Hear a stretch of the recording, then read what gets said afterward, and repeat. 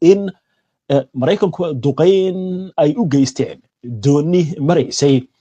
xeebaha waddankaasi. wakaaladda wararka ee Reuters ayaa soo xigatay sarkaal Amerikaan ah oo sheegaya in ciidamadoodu fuliyeen weerar cusub oo lagu qaaday doon lagu tuhunsan yahay inay siday maandooriye taas oo maraysay xeebaha Venezuela. sida uu sheegay sarkaal la hadlay Reuters, waxaa la helay dad ka badbaaday weerarkan oo ka mid ah shaqaalihii doonida la beegsaday habeennimadii xalay. ka hor howlgalkan,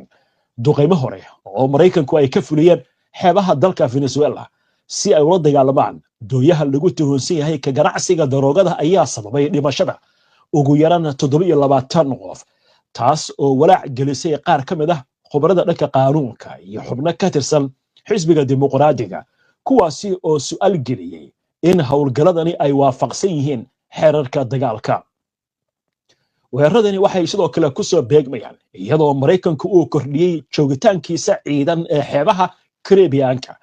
waxaana halkaasi la geeyey maraakiib dagaal oo gantaal ay ku rikaban yihiin dayuuradaha dagaalka sida kuwa F-35, gujis xambaaraha qunbuliyadda nuclear-ka iyo ku dhawaad 6,500 oo askari, iyadoo madaxweynaha Donald Trump uu sii xoojinayo colaadda kala dhaxaysa dowladda Venezuela. docda kale, wargeyska Wall Street Journal ayaa waxa uu baahiyey in Maraykanka uu dhigay hub aad casri ah xeebaha Caribbean-ka iyo hawada waqooyi ee dalka Venezuela,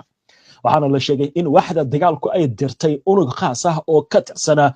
ciidamada howlgallada gaarka ah oo uu ku jiro cutubka 160aad ee duulimaadyada qarsoon. cutubkan ayaa fuliya howlgallo badan oo sirdoon ah, waxaana caan uu ku yahay ka qaybgalka howlgalkii lagu dilay hogaamiyihii Al-Qaacida Osama bin Laden, isagoo adeegsanaya helikobtaro waaweyn oo loogu talagalay qaadista weerarada. wargeyska The Washington Post ayaa isna daabacay in ciidamada Maraykanka ee gaarka ah ay sameeyeen duulimaadyo hubaysan oo ka dhacay biyaha Caribbean-ka, qiyaastii meel u jirta 140 kilomitir xeebaha Venezuela.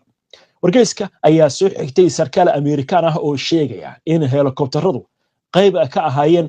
dowlatus military oo laga yaabo inuu horedhac u yahay ballaarinta dagaalka dhanah kooxaha lagu tuhunsan yahay maandooriyaha, taasi oo ka mid noqon karta howlgalladooda gudaha Venezuela. xukuumadda Trump ayaa sheegtay in Maraykanku dagaal uu kula jiro kooxa ku lug leh waxa ugu yeeray argagixisada daroogada ee Venezuela, sidaas darteedna ay duqaymuhu qaanuun yihiin. mas-uuliyiinta Trump ayaa ku doodaya in weerarada dhimashada sababay ay lama huraan yihiin, maadaama dadaaladii hore ee looga hortegayay badeecadaha daroogada ee la qabtay aysan joojin qulqulka daroogadaasi ku soo qulqulaysa Maraykanka. arbacadii, madaxweyne Trump ayaa shaaciyey in laanta sirdoonka Maraykanka ee CIA-da uu siiyey ogolaansho ay ka fulinayso gudaha dalka Venezuela howlgallo qarsoon, taasi oo keentay saadaal ah tuhunka in Maraykanku ay doonayaan in la afgembiyo madaxweyne Nicolas Maduro.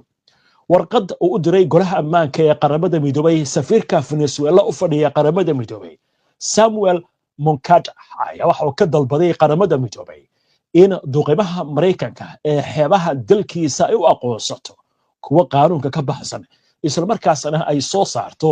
bayaan taageeraya madax banaanida Venezuela. safiirku waxa uu ku eedeeyay Washington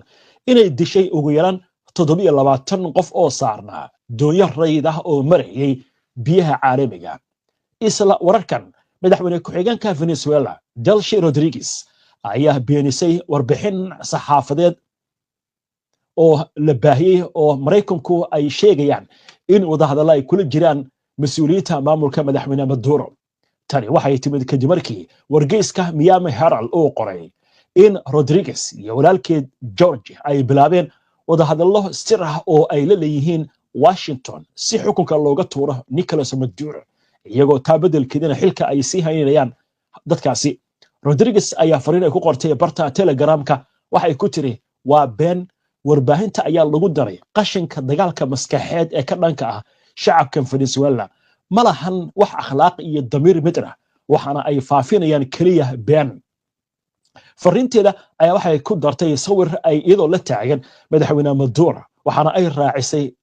lifaaqa qoraal oranaya wadajir midnimo annaga iyo madaxweyne Maduro. hagaaga wixii waraha ee arrimahaasi ku soo kordha waynu arki doonaa. bal markan aynu eegno Qatar oo bilaabaysa dhexdhexaadinta Pakistan iyo Afghanistan oo colaad ay ka dhex aloosan tahay. wafdi ka socda Afghanistan ayaa maanta u ababaxay magaalada Doha ee dalka Qatar si ay halkaasi uga qayb galaan wadahadalo lala leeyahay Pakistan si xiisada loo dejiyo. sarkaal reer Afghanistan ayaa u sheegay saxaafadda in wafdi dawladeed oo ka socda dalkiisa maanta ay tagayaan magaalada Doha iyadoo markaa lagu hawlan yahay kordhinta xabad joojinta lala galay Pakistan.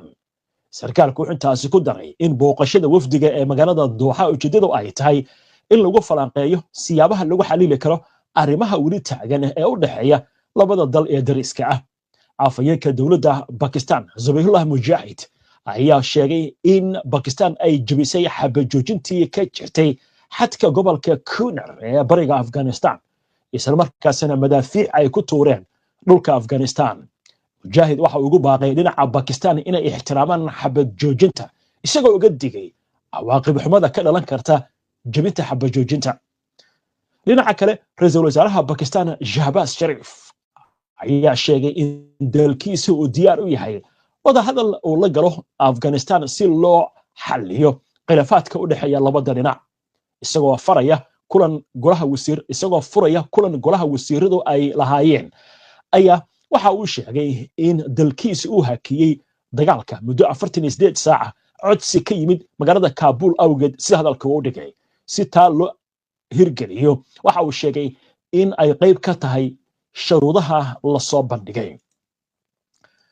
hagaaga war hadda soo dhacana waxa uu sheegayaa ugu yaraan 7 askari oo ka tirsan ciidamada Pakistan in lagu dilay qarax ka dhacay xadka Pakistan iyo Afghanistan. waxaana la sheegayaa in weerarkan uu ka dhacay waqooyiga gobolka la yiraahdo Waziristan 13 kale ayaa lagu soo waramayaa in ay